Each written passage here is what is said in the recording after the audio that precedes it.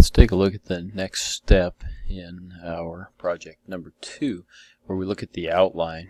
And sorry, I'm going to get a little remedial here, because in the past I found that students haven't had as much experience as I might have expected in creating outlines and what's expected. But let's first look at the assignment, and if you go to project 2, you would find it's going to be the one just labeled project 2 outline.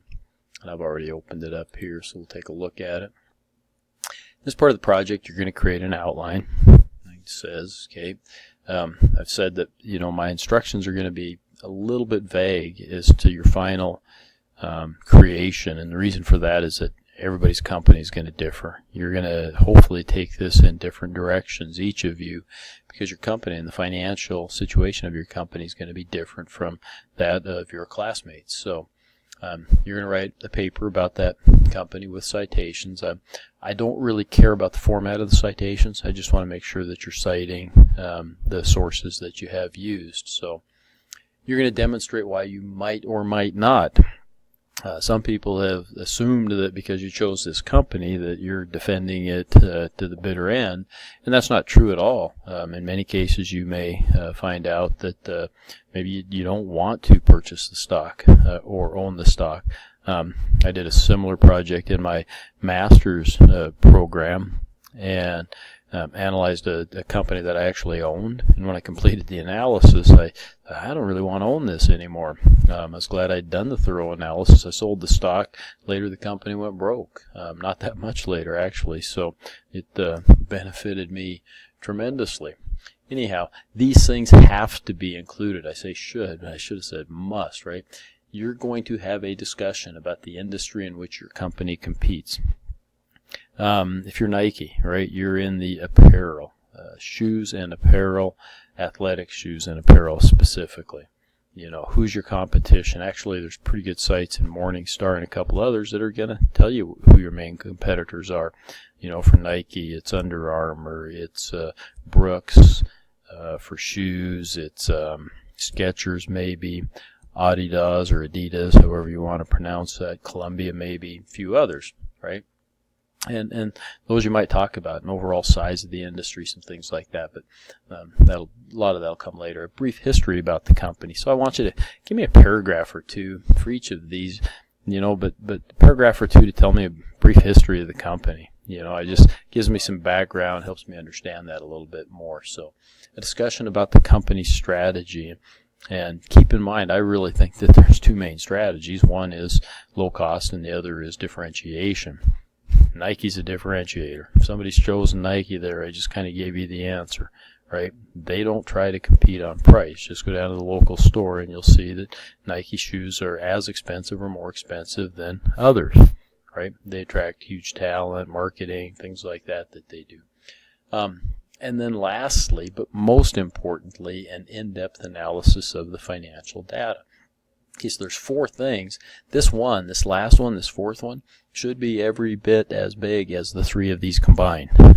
Okay, and maybe bigger.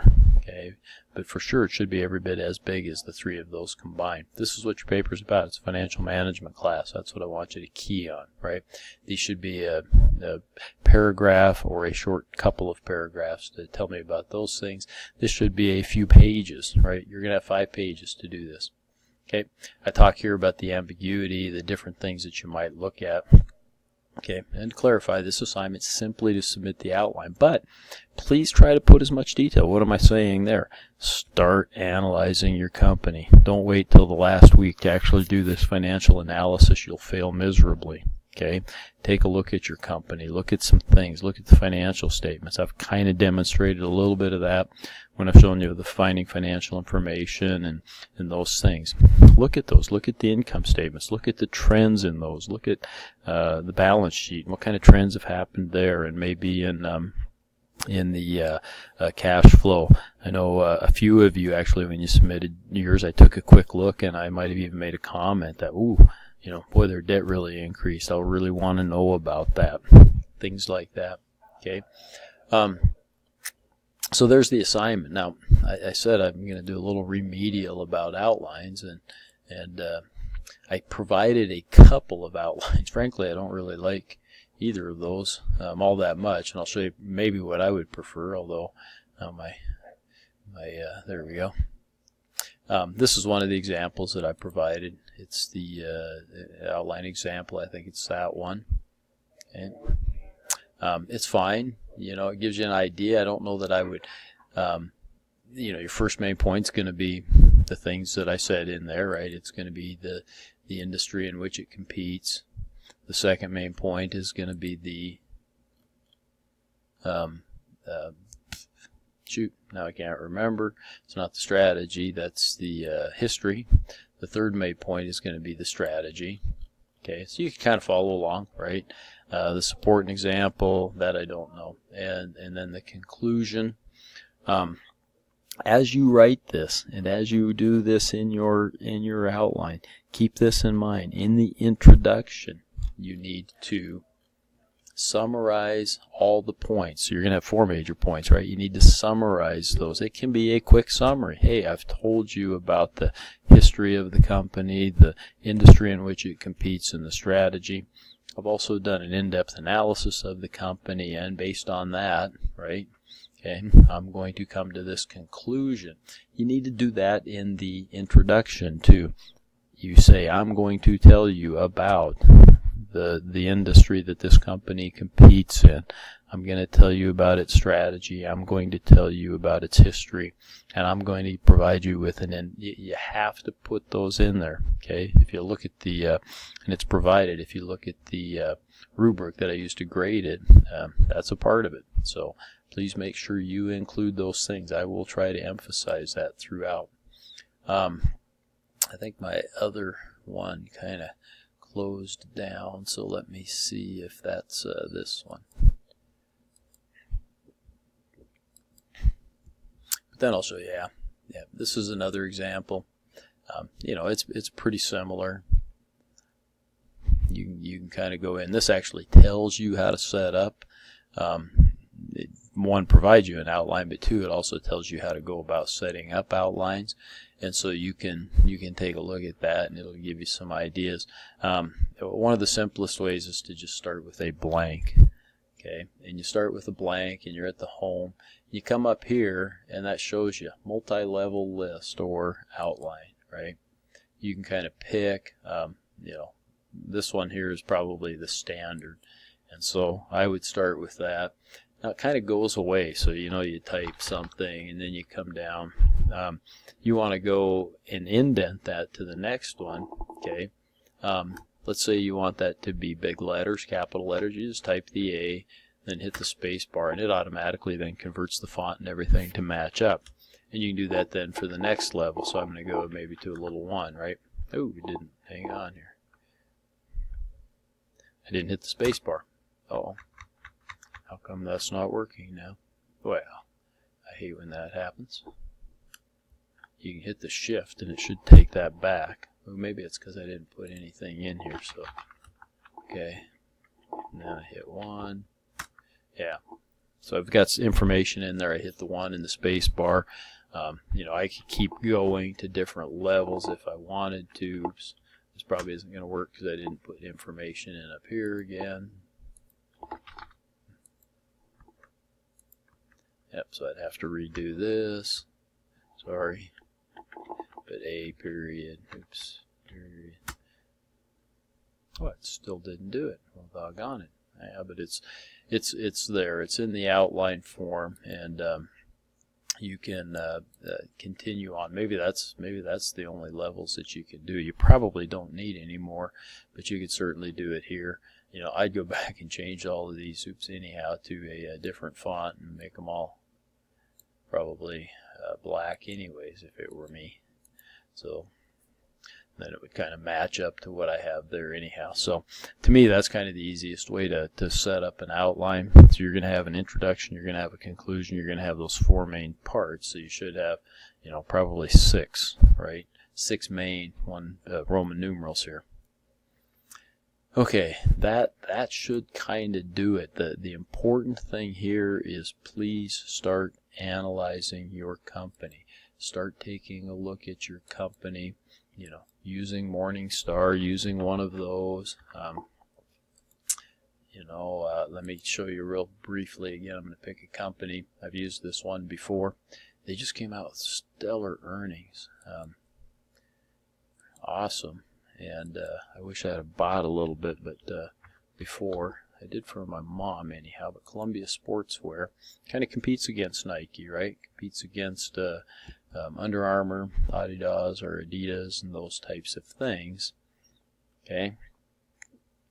Come and take a look. Read through this. It gives me a little bit of information. A lot of this you're not going to report on, but it's kind of nice. You can read the profile, some of those things. Okay. Look through that, but then ultimately you come right to the financials. It gives you some basics here, right? And this is okay, but you want to go to the all financial data,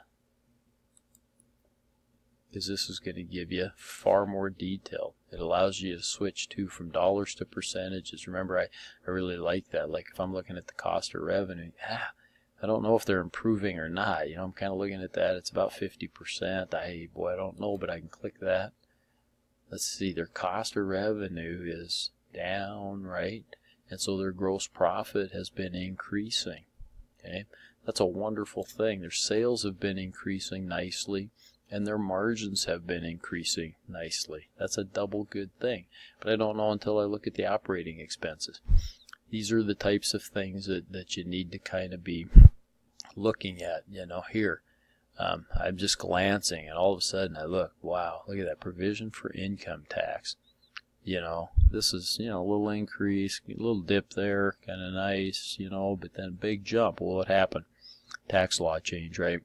But I need to pull out then the 2017 annual report, and I need to read about that. Okay, why taxes went down, right?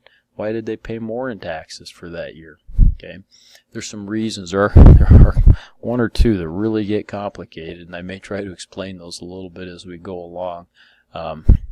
And you may find those, okay? If you're reading the annual report and you come up with something and it talks about the tax law change, I had to really research one of them last semester. It was kind of fun. Got to learn some new stuff. But and you don't know, copy and paste that. Send it to me in an email, and let's have a look at it. I really enjoy doing that kind of stuff and learning about those types of things, okay? Here I've got income statement, right? I can switch to the balance sheet. So, and by the way, that tax thing, that would certainly want to be in my outline, right? Okay, so would the revenue growth. Okay, some of the basic things. Don't ignore the basic things just because I try to get you to look for some of these aberrations. Don't ignore the basic things. Make sure you're spending some time on those. Nice cash increases, through the years. Total current assets, flipping up nicely, right? Total non-current, so we've had a pretty good growth in assets. Boy, not a lot of debt. All right, good stockholders' equity. Those are good things. You always want to look down here. Oops, I'm sorry. I needed to go back to the income statement. I thought it was going to be there. Usually they sometimes have it on the balance sheet as well. But weighted average shares outstanding. Okay, this company has stayed the same. Okay, basic is what's out there to normal people. Diluted includes stock options and whatnot that executives might have. Okay, Columbia is not doing a lot. They're not buying back stock. Some of you are going to find that your company's buying back a lot of stock, and so the weighted average shares have decreased by possibly. Some may have issued a bunch of stock, maybe for an acquisition or something. So this is an important line item to look at. I'm getting out of time here, and I'm kind of rattling on a little bit anyhow, so I'm going to quit, but I wanted to give you some ideas, things to start looking for. Thanks.